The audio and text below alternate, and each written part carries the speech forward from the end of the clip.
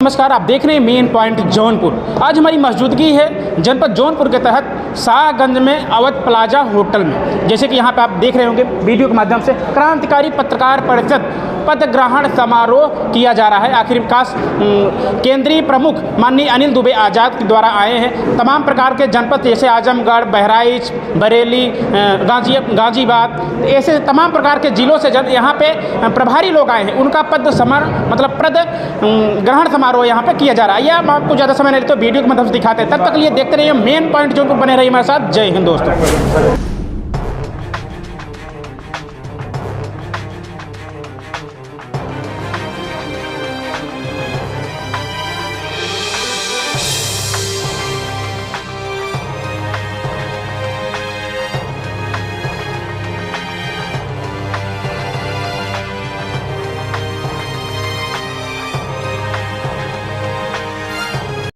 आज क्रांतिकारी पत्रकार परिषद का पद ग्रहण किया गया यहाँ पे जनपद जौनपुर के तहत। किस प्रकार से यहाँ बैठक हुई और कौन कौन से पदाधिकारी का चयन किया गया सर? आज यहाँ पूरे उत्तर प्रदेश के प्रदेश भर में जो प्रदेश पदाधिकारी बनाए गए हैं, मीन्स प्रभारी, उन प्रभारियों का पद ग्रहण है। कार्य तो सब 5 महीने 6 महीने से कर रहे थे, लेकिन पद ग्रहण करने का अवसर आज आया है। पूरे प्रदेश के यहाँ साथी उपस्थित हुए हैं। सम्मानित बृजनाथ तिवारी जी, सम्मानित दीप नारायण सिंह जी, सम्मानित मृत्युंजय चौधरी जी लखीमपुर, बाकी गोरखपुर के थे ये लोग। आजमगढ़ से सम्मानित AK सिंह जी और जौनपुर से सम्मानित श्रीधर तिवारी जी और मंडल अध्यक्ष गोरखपुर सम्मानित आर्यन ओझा जी, लखनऊ मंडल के सम्मानित अनिल त्रिपाठी जी और हमारे एक साथी शायद चले गए, वाराणसी मंडल के अध्यक्ष जी चले गए हैं। मैंने कुल मिलाकर के 15-16 प्रादेशिक प्रभारियों का शपथ ग्रहण आज हुआ है। तो सर बैठक का मुख्य उद्देश्य क्या रहा आज का? आज का मुख्य उद्देश्य तो वही है, पद ग्रहण समारोह जी।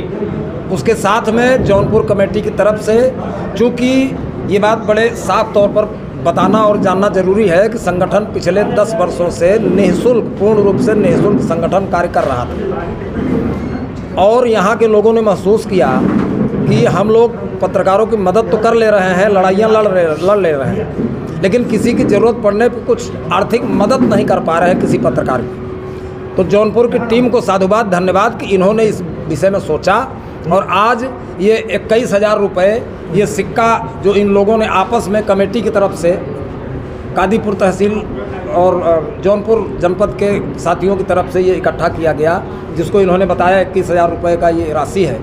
ये केंद्रीय कमेटी के कोष में रहेगा। किसी भी पीड़ित क्रांतिकारी पत्रकार परिषद का कोई भी पीड़ित होगा पत्रकार, अगर वो गरीब है, वो इलाज नहीं करा सकता, तो उसके मदद में इसमें से उसका सहयोग किया जाएगा, उसके मदद में काम आएगा। ये 2 कार्यक्रम आज के मुख्य रहे। बाकी कमेटियां काम कर रही हैं। यहाँ पे ब्लॉक तहसील में कमेटियां चल रही हैं। प्रदेश भर में कमेटी लगभग हमारे यहाँ तैयार हो गई हैं। देश के लगभग 12 से 13 स्टेट में संगठन काम कर रहा है। और चूँकि आप लोग हमारे ही जनपद के पत्रकार हैं, तो मैं ज़्यादा इसके विषय में क्या बताऊँ, हमसे बेहतर आप लोग जानते हैं कि संगठन क्या कर रहा है, कहाँ तक कर रहा है। कोई विशेष सवाल हो तो बताएँ। सर अगला कदम क्या होगा? अब अगला कदम, संगठन निरंतर विस्तार पर है। अब यहाँ से जिन साथियों को अब निश्चित हम कहेंगे पदग्रहण हो गया है और वजन आ गया है, अब सभी साथी डबल ऊर्जा से अपने आसपास के जनपदों में कमेटियों का गठन करेंगे, बैठक कराएंगे, मीटिंग कराएंगे, कमेटियाँ गठित होंगी। उत्तर प्रदेश में जब सब सारी कमेटी बन जाएगी तो फिर लखनऊ में एक बड़ा कार्यक्रम होगा।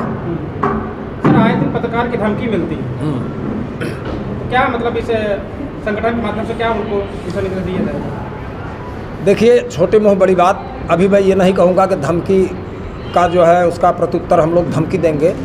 हम धमकी देने वाले उस व्यक्ति के खिलाफ लामबंद होंगे। सभी पत्रकार एक दूसरे पत्रकार की मदद में खड़े होंगे। उसकी जायज़ मांग को, उसकी जायज़ बात को अपने ढंग से, सिस्टम से उसको मनवाएंगे, उस पर दबाव बनाएंगे। वो अधिकारी नहीं सुनेगा, उसके ऊपर जाएंगे। जिले के लोग इकट्ठा होंगे, प्रदेश भर के लोग होंगे, देश भर के लोग इकट्ठा होंगे। उनको सफलता मिलेगी ही मिलेगी, इसमें कोई दो राय नहीं। सर आज प्रदेश प्रभारी का कार्यभार आपके कंधों पर सौंपा गया, तो किस प्रकार से क्रांतिकारी पत्रकार परिषद की आगे की कार्य चलेगा? देखिए, आज जो ये क्रांतिकारी संगठन तैयार किया गया है सिर्फ भ्रष्ट अधिकारियों के लिए, कि हमारे पत्रकारों पर जो आए दिन गंभीर आरोप लगते हैं, क्योंकि हमारे जब पत्रकार भ्रष्टाचार का उजागर करते हैं तो अधिकारी उसको जेल भेजने की कोशिश करते हैं। उसी के विरोध में आज क्रांतिकारी संगठन तैयार हो रहा है और मैं वादा करता हूं कि अगर हमारे संगठन ने यानी पत्रकार साथी हमारे कंधों से कंधे मिला के चले तो हम उस अधिकारी को मुंहतोड़ जवाब देंगे कलम की ताकत से, क्योंकि हमारी ताकत कलम ही है और कलम की ताकत से जवाब देंगे और उस अधिकारी को कलम की ताकत से मनवा लेंगे कि हम जो लिख रहे हैं वो सही लिख रहे हैं, आप जो कर रहे हैं वो गलत कर रहे हैं। इसलिए संगठन का आविष्कार किया गया है। धन्यवाद। सर आज जनपद आजमगढ़ से आप उपस्थित थे जौनपुर में, आप प्रदेश प्रभारी बनाए गए, तो किस प्रकार से क्रांतिकारी पत्रकार परिषद का आगे प्रक्रिया चलेगी? बस पत्रकार और पत्रकारिता को मजबूत करना है। बाकी पत्रकारों के हित में जो भी लड़ाई होगी, जो इनकी हैरानियाँ हैं, इनके ऊपर तमाम परेशानियाँ आती रहती हैं, तो इनकी कहीं सुनवाई नहीं होती, तो इनके लिए पत्रकार का संगठन ये जो खड़ा किया गया है माननीय आज़ाद दुबे साहब की तरफ से, इस पर सहयोग किया जाएगा। इसकी लड़ाई को और आगे बढ़ाया जाएगा, इसको व्यापक किया जाएगा कि लोग पत्रकार और पत्रकारिता का सम्मान करें और इनके लिए भी वो सोचा जाए निरीह प्राणी बन के न रहें, क्योंकि ये ना होंगे तो देश में संवादहीनता हो जाएगी और कहाँ क्या हो रहा है किसी को कुछ पता नहीं चलेगा। लिहाजा इसलिए इनकी लड़ाई लड़ना परमावश्यक है और ये संगठन इसी की आधार बनाकर काम कर रहा है। क्या लगता है सर, एक कहावत बनी है चौथा स्तंभ ही बना गया, क्या दूसरा या पहला स्थान नहीं हो सकता है? ये गलत सरासर गलत परंपरा है और लोग ऐसा है कि पत्रकार को यूज एंड थ्रो समझ लिए हैं और पत्रकारों को चौथा स्तंभ बना करके बेवकूफ़ बनाने का काम काफ़ी समय से करते आ रहे हैं। इसे ढाल बनाए हैं, जिस दिन ढाल टूट जाएगी उस दिन ये क्या करेंगे, ये निरुत्तर हो जाएंगे। वास्तविकता तो यह है, तो इनको कहने में शर्म आती है, ये प्रथम स्तंभ होना चाहिए और इनको इनकी बाकायदा इनकी सिस्टम होने चाहिए, जो इनको सुविधाएं मिलनी चाहिए, इनकी व्यवस्था होनी चाहिए। पत्रकार कोई गुलाम या किसी का दास नहीं है, ये अपनी जान हथेली पर रख के रात दिन काम करता है, तो इनके लिए भी कोई व्यवस्था होनी चाहिए।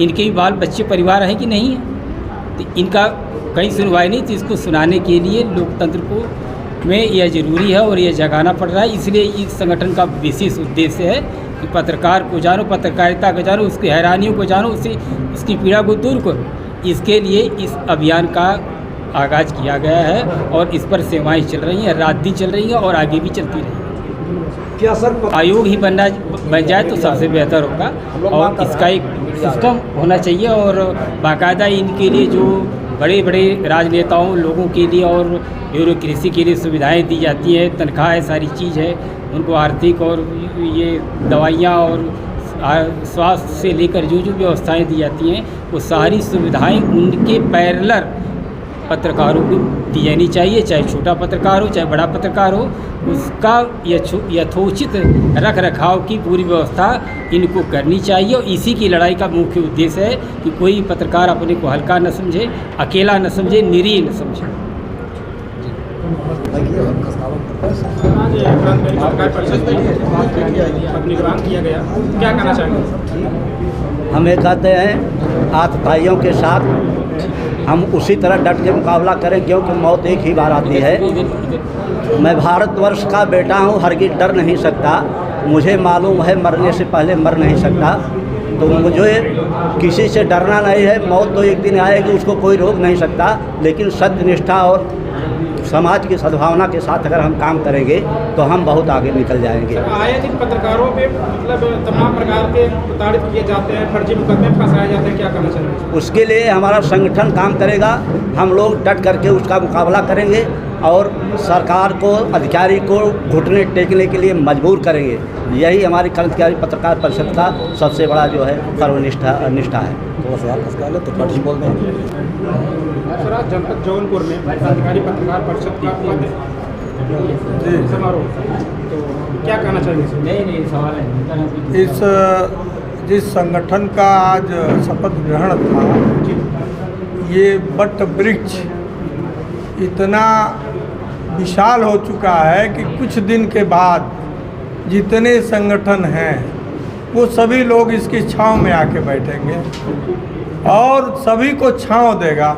और ये संगठन पत्रकारों के हित के लिए काम कर रहा है और आगे भी करेगा। और पत्रकारों के उत्पीड़न की बात जब आप करते हैं तो उस पर ये संगठन पत्रकार प्रोटेक्शन बिल के लिए भी मांग करेगा सरकार से कि पत्रकारों की सुरक्षा की व्यवस्था की जाए।